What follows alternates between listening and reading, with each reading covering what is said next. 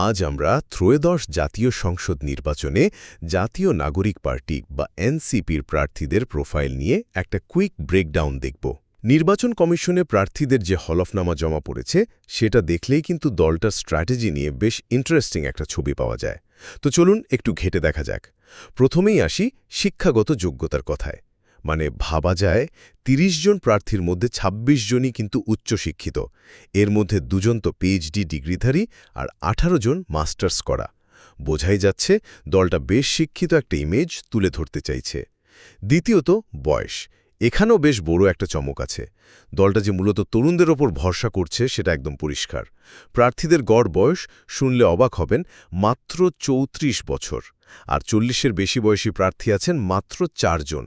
So young জেনারেশনের সাথে connect করাটা এদের কাছে একটা বড় ফোকাস। আর শেষে আসি তাদের পেশা আর টাকার কথায়।